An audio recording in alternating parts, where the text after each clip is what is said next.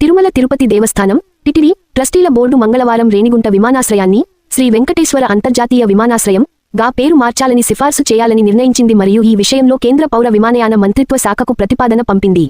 మీడియాతో మాట్లాడుతూ TTD chairman B.R.. Naidu మరియు ఎగ్జిక్యూటివ్ ఆఫీసర్ జె.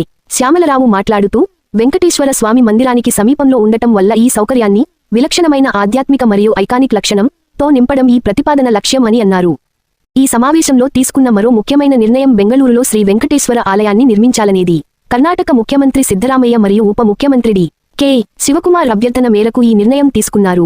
ఈ ప్రయోజనం కోసం వారు సూత్రప్రాయంగా 47 ఎకరాల భూమిని కేటాయించడానికి అంగీకరించారు. పర్యావరణ అనుకూల రవాణాకు కట్టుబడి ఉండటంలో భాగంగా టిటిడిహెచ్.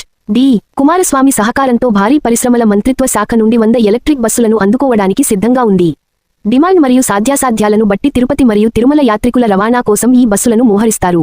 యువతలో ఆధ్యాత్మిక మరియు నైతిక విలువలను పెంపొందించడానికి, సనాతన ధర్మం యొక్క విలువలను మరియు వ్యక్తిత్వ వికాసాన్ని పెంపొందించే లక్ష్యంతో సద్గమయ కార్యక్రమంతో పాటు హిందూ సంప్రదాయాలు మరియు తెలుగు సాంస్కృతిక వారసత్వంపై విద్యార్థులకు అవగాహన కల్పించడానికి మన వరసత్వం కార్యక్రమాన్ని ప్రవేశపెట్టాలని బోర్డు నిర్ణయించింది. అక్షర గోవిందం, హరికథా వైభవం, భగవద్గీత అనుష్ఠాన బోధన, భజే శ్రీనివాసం, వన నిధి, గిరి జనార్దనం మరియు సన్మార్గం వంటి ఆధ్యాత్మిక కార్యక్రమాలతో విస్తృత ప్రేక్షకుల ప్రయోజనం కోసం టిటిడి తన ప్రజాప్రతినిధులను విస్తరించాలని యోచిస్తోంది.